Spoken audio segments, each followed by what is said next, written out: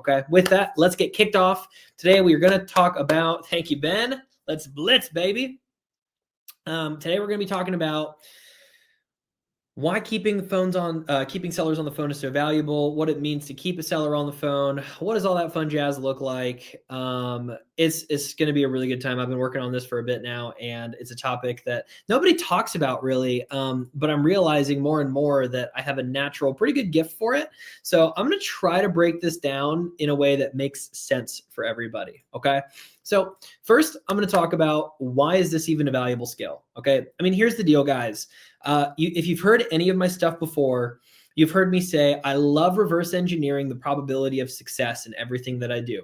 What that means is I know two things, okay? When I talk to sellers and when I talk to them longer, my odds of doing a deal generally go up. What's up, Jason? Good to see you, man.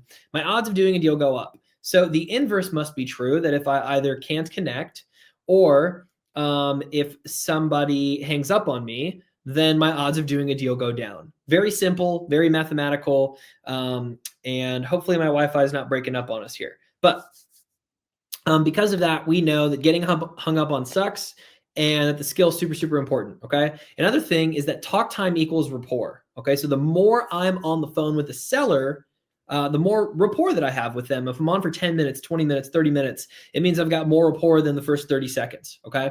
And so this is where the skill becomes really valuable, especially because honestly, guys, the first like 90 seconds is really, really valuable in a call.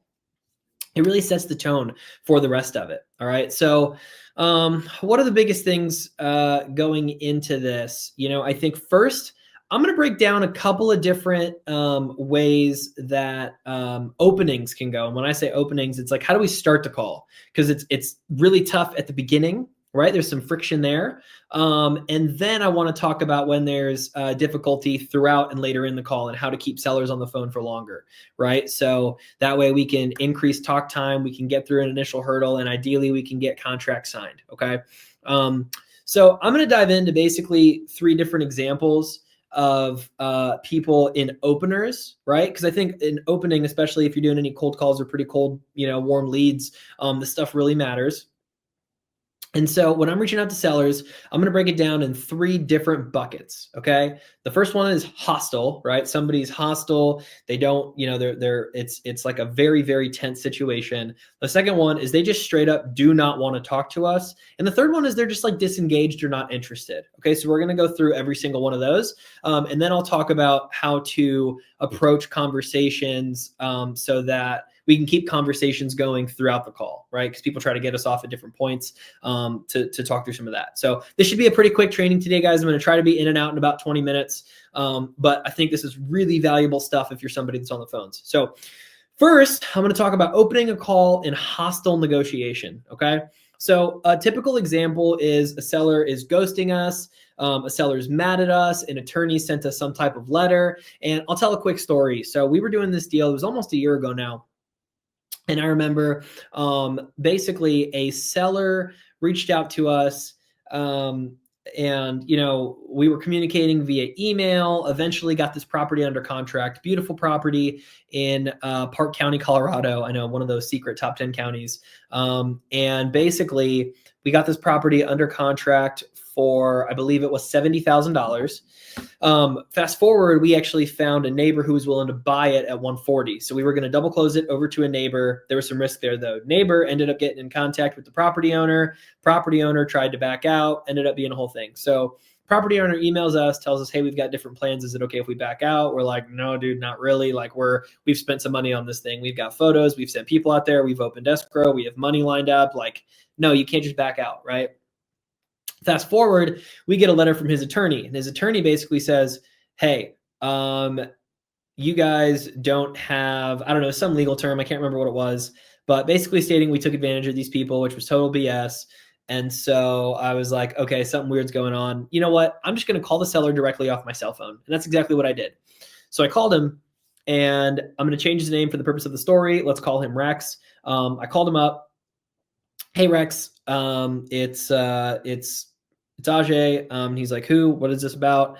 Right. I'm like, hey, man, I'm actually an owner of the company for the property, your 20 acres in Park County. And he starts with, I don't think we should be talking. That's what he said to me, right? So when a conversation starts like that, you can imagine it's really, really hard to keep the conversation going. And I'll tell you, we ended up talking for 30 minutes. Okay. So what I did in that moment is here's the framework, guys. When somebody says something, first you want to acknowledge what's going on, right? Hey, I don't think we should be talking, right? Agree with them, acknowledge it in some way. Hey, Rex, I agree. Just really quick, man. If we could just chat for 2 minutes, I'd really appreciate it, right? Some level of acknowledgement or agreeing just shows them that you hear them, right? Because that's a big thing that people don't like about salesmen is it feels like salespeople just like disregard their emotions and feelings. So acknowledging that lets you pave a way, right? What I did then was I used a Chris Voss technique where basically you describe yourself in a negative fashion that actually gets the seller to then lean in, right? So I got this tip from my buddy John Kleisch, shout out John. But basically I said, hey Rex, you probably think like we are terrible people. And he was like, no, I don't think you're terrible people. It's just that this situation, and boom, we're in, guys. He starts talking, right? Because if you remember, talk time equals rapport. And honestly, for me, if I can just get people talking, I'm going to ask follow-up questions. I'm going to take something they said, take it a layer deeper. Hey, Rex, when you said that, what exactly did you mean? Or I'm sorry, can you help me understand what this is? But if I can get them talking more, it equals talk time equals rapport, right? So like I said, we ended up talking for 30 minutes. I'll tell you real quick how that story ended up finishing up. They ended up selling us the property. We just gave them more money. So instead of making, I think it would have been 68,000 bucks on that deal, we made 38, which, you know what? I'm not going to cry over making $38,000 on a deal. Okay. So was it perfect? No, I wish we had made more. But you know what? It's still better than a lawsuit. So now that's a hostile situation. Next, I want to talk about a situation where somebody just really does not want to talk to you, right? And I'll make a distinction between doesn't want to talk to you versus not interested. Not interested is lukewarm, doesn't want to talk to you is negative, right? So Ben and I are having fun. He's over at my house last week. We're making cold calls together. And I call up an old lady, again, going to protect her name. So I'll call her Lisa. Call her up. And guys, like when I cold call, I double dial. If I'm doing it manually, like I'm going to double dial people. Double dialed her. First dial goes to voicemail. Second one, she answers. First thing she said to me was, please stop calling me. Right. So you can imagine she did not want to talk to me. You think that's fair to say? So she did not want to talk to me. And so what I did, again, same framework, guys, I acknowledged what she was talking about and we moved in. I said, hey, Lisa, I will stop calling you right after we just have a quick 2-minute chat. Do you have 2 minutes right now? Right. Boom. And then I'm in with my first question. Hey, I'm calling you about this property at XYZ. Help me understand what's going on here. Right. We ended up talking for over 30 minutes. Again, guys, these 30-minute conversations, because here's the thing is I say this in our program all the time. To get deals people aren't getting, you need to be willing to say things other people aren't saying.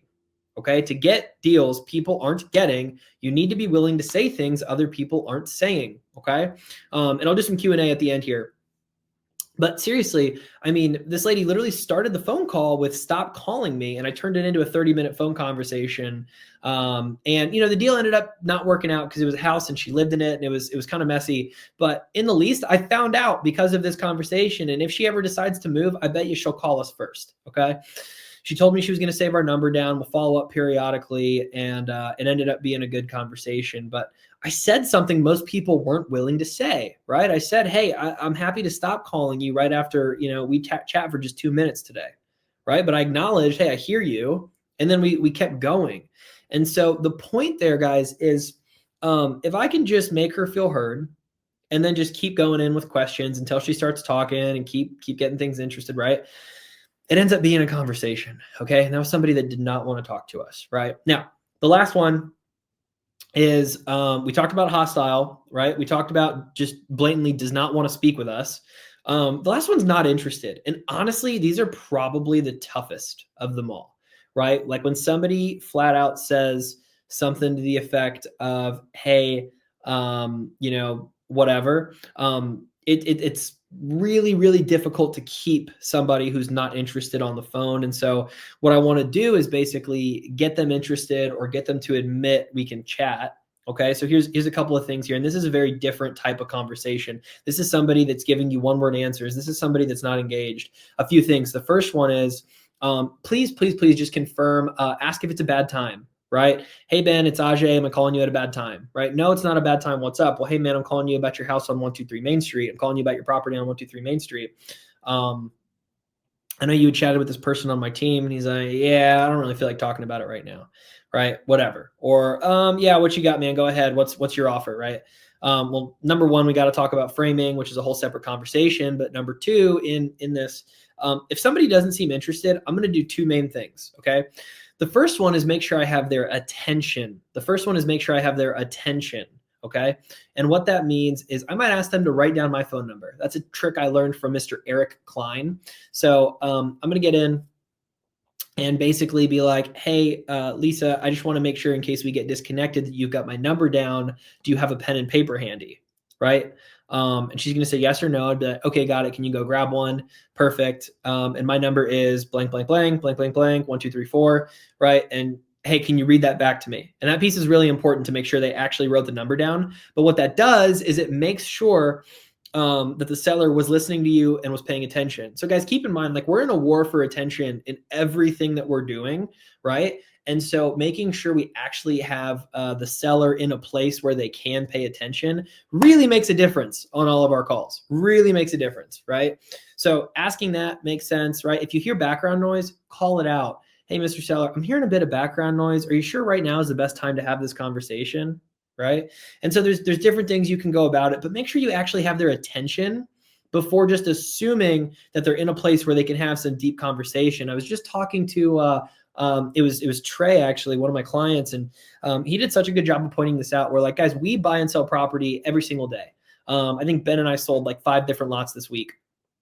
And so transaction's not a big deal for us. But we have to remember for our sellers, this could be a once in a decade or even once in a lifetime type of deal, right? This is a big deal. Like buying and selling property is something that is confusing and doesn't make sense. And what's a title company? What's a realtor? Why a contract? Like all that stuff really matters. What's up, Leah? Good to see you. And so I just want to acknowledge that we need to make sure we make people feel like they understand what's going on, right? A good expression is the confused mind does nothing. And so if this is a big deal, if this is a difficult transaction, a confused mind's going to do nothing. I need to make sure that, essentially these folks can get what they need so that they feel comfortable moving forward, blah, blah, blah, blah, blah. Okay. Now, those are all basically opens. How do I make sure people are paying attention to me, don't hang up on me, right? Those are all super, super important. Next is throughout conversation, which happens just a few times with us here. Okay. I want to acknowledge if a seller is trying to rush us off the phone, that's a signal that they have somewhere to be. Right. And that's where I would reframe a couple of times if I have to. Hey, Ben, look, man, it sounds like you might be in a bit of a rush. Like, I'm sorry. I just need to confirm a few more details before numbers really start to make sense for us. If it makes more sense, can we just schedule another 10 minutes to chat later today? When's the best time to talk? Right. Like if sellers are actually in a rush, they're not going to be present. They're going to rush to get us off the phone. So just maybe reschedule some time. That would be a big suggestion there. Another one would be if they're like, hey, listen, man, if you don't have that info, like I think we're talking about everything we need to, like we can get off the phone and be like, hey, totally understand. We can get off the phone after just one more question. And then you just go right into your question, right? It's like assuming the sale. You just go right into the question and you assume they're going to answer it, right? So, hey, man, can I just ask one more question? And then boom, you're in, right? So, hey, before that thing. So like, I just want to point out, it's the same strategy and formula as what we talked about earlier. It's the same thing of acknowledge what they're talking about. Acknowledge that they're like, hey man, like I really need to go. Hey, I understand you need to go. Before you do, can you just answer this? And you ask the question, right? When you insert it, people are much more likely to keep going, but you get them on the phone, you keep the talk time going. Now listen, if they really need to be somewhere, I would just schedule more time. But if they just don't want to talk to you, that's how you can keep them on the phone and keep things going, is you just keep asking questions, keep moving things forward. But you need to acknowledge what they're talking about. If you have like a blatant disregard for whatever they're feeling or doing, it's going to show and they're not going to be very happy with you. Okay. I'm trying to think. Those are kind of the main topics. I really just wanted to go through a couple of opens and then what it sounds like. Oh, the last one, which is the most common for us in the land niche and any real estate category, is with our offers. okay, with our offers. Because when we start talking about money, I always like to say prices are power. Prices are power. It's the one piece of information that we have for a seller that keeps them interested in talking to us, which is why I don't rush to give it to them too early on. And I want their information to us as soon as possible, right? But because of that, it's really easy for them to hang up on us in that first initial offer.